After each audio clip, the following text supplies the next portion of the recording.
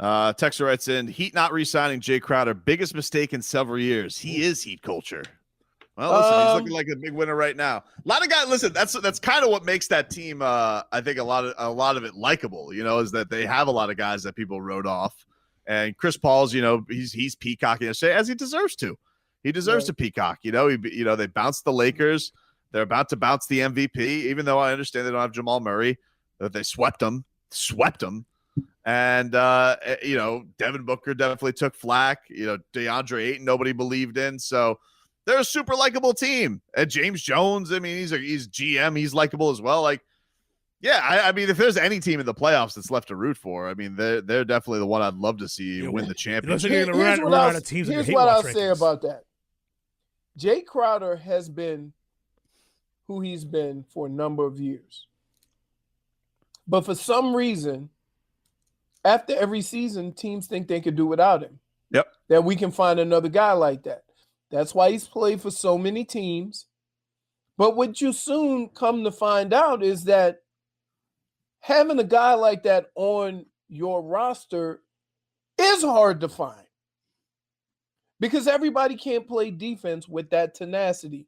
Everybody can't be that culture guy, that guy that's going to get in your face and do the grunt work of basketball. Everybody, you can't just find those guys, especially the way basketball is being played now.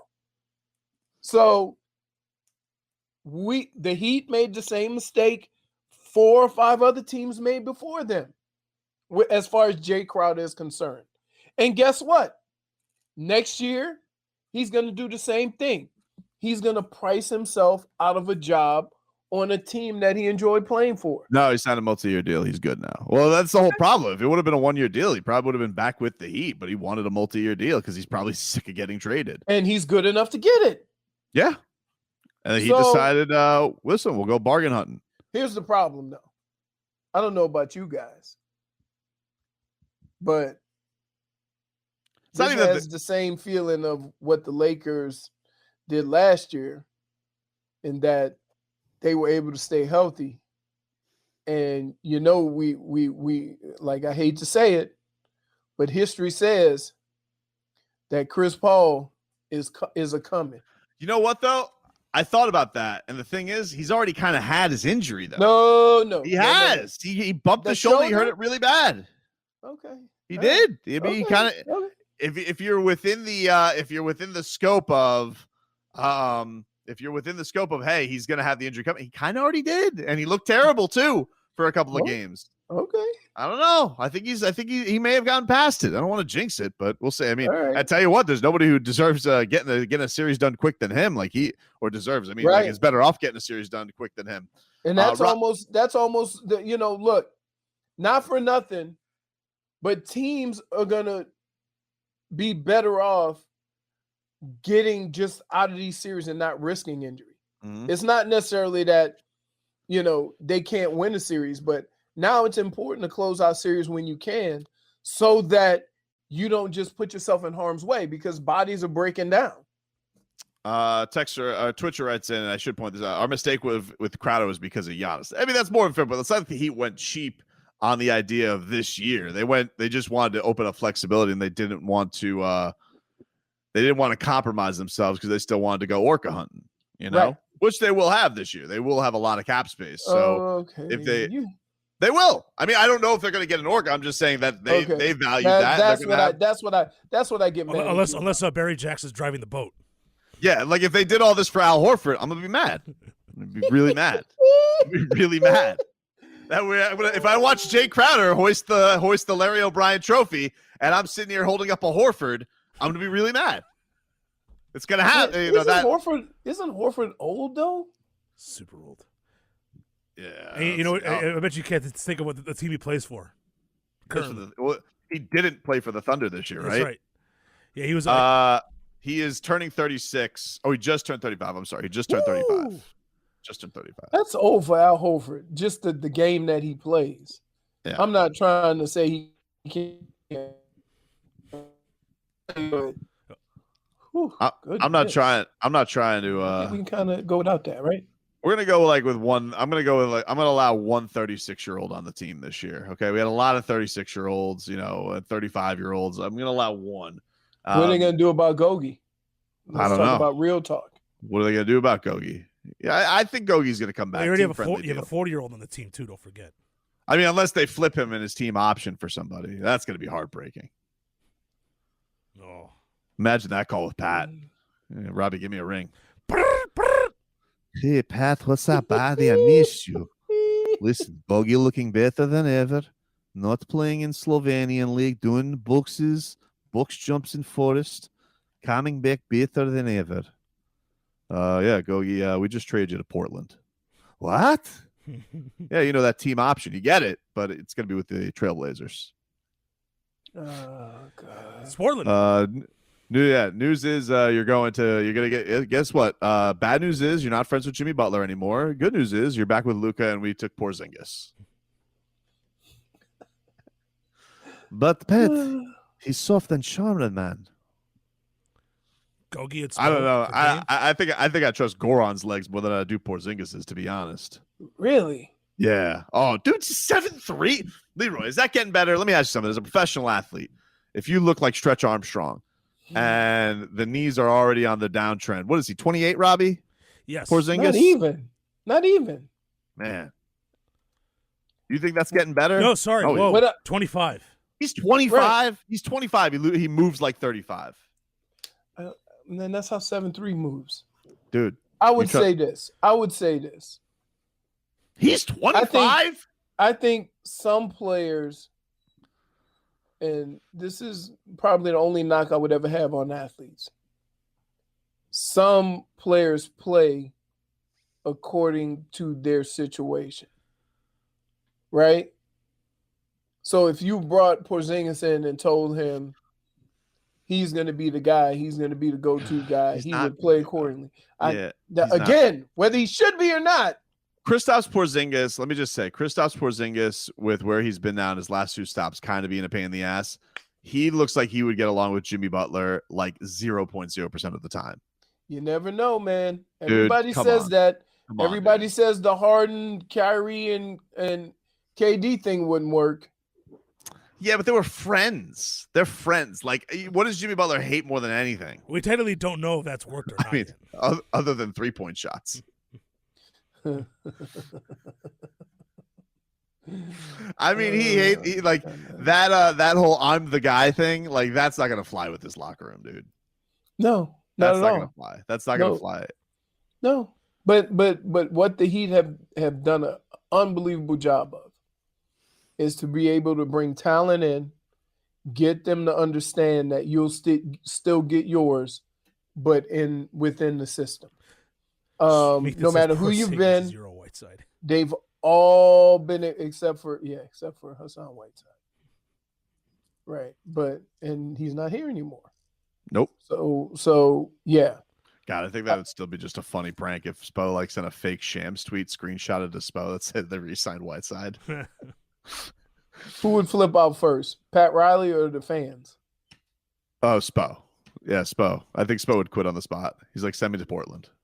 Really? Yeah. Portland. He goes, that whole Sportland thing that was a funny joke? Actually make that happen. You bring him back Whiteside. Dude, I got taken to the cleaner. You want to tell me something? You want Marlins? If you're telling me after what I spent this weekend, you can't afford Starling Marte, I will laugh in your face because I got taken to the woodshed by my kids. I mean, my kid, he got more outfitted than Miguel Rojas with how much Marlins gear he got this weekend. I mean, he got the foam finger and the shirt and the hat. He had all of it, man. I mean, it was ridiculous how much stuff he got. And then the snacks. My God, the snacks. Hey, by the way, SDI. Oh, God. You might be on a 3-game ban from hanging out with us. Dude put ketchup on a Cuban. Oh, yeah, that was horrible. That was horrible. Did he go sans mustard or he just added it with mustard? No, solo. Yeah, he said it was the first time he ever tried it. And I was like, what? What are you doing, bro? Oh, Yeah, he also had a lady on the hook too when that game too. Oh, really? Yeah. No, I thought, you know what? Wait. I saw SDI. He had like a different swagger to him. You know, he's looked like he's hit a couple of parlays. Like he had the hair slicked back. He had the Euro V-neck. I was like, look at you, SDI. Looked like you've been doing some dips or something like that. Like SDI had he looked like he was doing like, I don't know, like some prison workouts during quarantine. My man was looking good. Looking swole. Looking swole. Like, yeah. He had the hair slicked back. I was like, look at you, SDI. Smelling like Drakkar. He looking like he's going up to a bartender, smacking him on the cheeks, calling him babyface. Yeah. Oh A yeah. couple of drinks there, babyface. Yeah. Oh Putting the dollar in the front pocket. Hey, yeah. There's some characters. Oh man. There's some characters. But then Indian roster showed up with the whole fam. Yeah. Yep. Kobe down. Yeah. All Lakered out. He looked All Lakered out. It was fun, man. Yeah, I definitely want to do that again. I was the only one. Look, I was the only one walking around the stadium. Everybody knew who they was because I was the only one wearing a Vice shirt. That's true. Well, he had his Vice hat on. Robbie's got. Oh yeah, my hat that's too small. I have my Crocs. Yep. My go-tos. Crocs. Oh my God. And then we went and got some food. Got a Cuban because it was shortest line. And I refuse to buy a hamburger in one of those little bitty boxes that they have at Pincho Factory. I feel like I'm not getting enough bang for my buck. Well, ballpark, you're gonna pay what you're gonna pay at the ballpark. There's no discount. No, but I'm just saying, in general, Pincho Factory, they give you a hamburger in the same size container as when you go to get wings. They put the celery and carrots in. Yeah, Dade South was rocking the camo too. He was rocking the camo shirt. Dade South kind of scared me a little bit because he was too quiet. What's up? Well, he wasn't at his workshop. He couldn't craft up videos. That's right. They had the camo Vice going on. A guy, Tahoe, he twitches in and he goes, Barry Jackson, reality next year, Heat lineup, rough. Yeah, I saw that. Let me tell you something. I love Barry Jackson. Love you to death, Barry. Seriously. I mean this wholeheartedly. But let me tell you what I would do if I saw a column that says what the Heat can realistically do in the summer. I am out on that column. Realistic. And you're putting Al Horford in? I am out. Wait. That's not what I want to hear. But you're in on Dolphins talk and who's hot and who's not in June? Oh, yeah. That I love. Or mini camp. Or Tua's big time throw rate. Dude, from Pro Football Focus. You give me, oh yeah, he can give me all that. Barry Jackson can give me all that. But if you're telling me, you're trying to say, Football all right, kid, you know what he's trying to do? He's like the guidance counselor. I want to go to Stanford, and Barry Jackson's trying to say, he's like, listen, it's probably going to be FIU or FAU. I'm just letting you know. I love it. He brings the truth. He's like, I'm going to let you know, Tobin, your grades, not really Stanford quality. It looks to me more like you're going to, I don't know, you're going to like Florida Tech. But let me ask you this about the Heat. Yeah. And why he's not quite that wrong as you make him. Based on what you've seen. I didn't say he was wrong, by the way. I didn't say that he was wrong. I said I don't want to read that. You don't want to read it? Why? The season just ended. Oh, I don't want to read that. No, don't tell me about my realistic outlook. You know when you come up with that column? When we don't get Kawhi Leonard or Bradley Beal. Then I'll hear you out. Right? That's not what whailing season is all about. You don't talk about whaling. Well, you don't talk about the little fish that you may end up with. Yeah, like you trying to catch, trying to catch, Jaws. You trying to catch a big 1,000-pound marlin. He's got you saying you might want to go consider some mahi. Barry's like, we're out at the dock, right? And it's you, it's me, it's Robbie, and Barry comes along. He's got his tackle box. He goes, guys, the orca's not really migrating over here right now. Probably only going to catch some tuna. I'm going to be like, Barry, come on, bro. He's like, yeah, the Kevin Love fish. That's probably all we're going to get. I got to tell you. You know what Barry's doing? Kevin Love? He's checking down. Oh, yeah. He's Mr. 6'8" too. Oh, yeah, he is. Well, maybe they Heat culture him up. How about the resurgence of Blake Griffin? I know. Dunking on fools? Well. Oh, well. Not yesterday. I mean, like yesterday, you got Kevin Durant. He's out there playing, 42 minutes, and he missed half of the fourth quarter. I mean, he was. Doesn't Giannis he gets some of the, boring ho-hum 34, 35 points. Right? You just add them up in the end and say, wow, he had 30, 34. Mm-hmm. I would say Middleton is the biggest guy, though. Middleton is the game changer that probably nobody, everybody said he had to do it. I would say them intentionally injuring Kyrie Irving is probably what I would say is the game changer. Oh, yeah. That's just me. Yeah. The dirty Bucks. Somebody said, Dave South, people say I look like I'm mad all the time. I can see it. Let me tell you, Dave South, you definitely have that or like sometimes that sometimes people who are just not are just quiet. He's not an outgoer. Like people say I'm angry all the time too. That's because I am. That's why we tour debate so much. Let me tell you what happened to me yesterday. Speaking of being mad. Oh no. Where were you? Publix? No. So I had everybody at like 3 or 4 o'clock because you got to start off early. Do you have to do this with your family, Tobin? What are we eating? You got to start at like 2 o'clock. By the time they decide it's 6:30.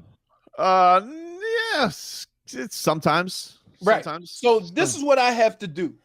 Right. So at about 4, we start talking about food. Finally, we're gonna go get Chili's. All right, fine. Boop, boop, boop. Put it on the phone. Put your car, make, model, number, blah, blah, blah. Now I've gone to this same Chili's in Weston for ever. Okay. Right? There has never been a time where I used the stupid number to text that I'm here that they've brought my food to my car. I've had to go in every time and get my food. So curbside never works. They're never just coming out. Oh, this time I go in to get my food. I see Leroy on the thing is sitting right there. Yeah. I pick it up. I go to leave. She goes, "Can I help you?" I said, "No. You would have helped me by bringing my food to my car." What does this have to do with Tua? You was talking about angry. Oh, I was mad. I thought the guy was going to go out there and he was going to say, you check down that meal like Tua does on the field. I thought that's where it was going to go. I thought the guy was going to bring up the Tua debate to you. No. It almost happened. It almost happened at the end of the game. Once that last thought was made, we were in jeopardy of Tua debating. And then have the audacity to ask me to fill out a questionnaire. Wow. Really? A survey? Yeah. Ooh. Wow, that's something. I keep seeing this too. The Al Horford mentioned in the Barry Jackson column. I mean, get the hell out of here. Yeah, I was talking to South about that at the game. If Riley comes at me with Al Horford, I'm going to be like, hey, listen, we got to fire up the boat again. I can't do this. I'd rather play pressure. I'd rather start Precious Achiuwa next year than bring in Al Horford. Like, what's the point? Al Horford, really? We're gonna try that again. We're gonna try Danny Ainge's bad ideas 3 years later. I'm still trying to figure out how he shoots the ball. Not well. It's I mean, yeah. You want to talk about all-time moves that I would just be like, ugh. Al Horford's right up there. And I don't want to talk about these really. We talk about leftovers when it gets to leftover time. All right. If Spida goes out, takes care of business, and knocks Kawhi Leonard out of the playoffs, then we go full Miami Beach mode. We fire up the boats with all the engines. We put on our hats. We put on our glasses. We put on our captain shirts. We sharpen our harpoons, and we're going Kawhiing. It seems like for Kawhi we're speedboating, or we're going. And for Horford we're sailing. We're going Kawailing. Robbie, no, absolutely not. It's not. No.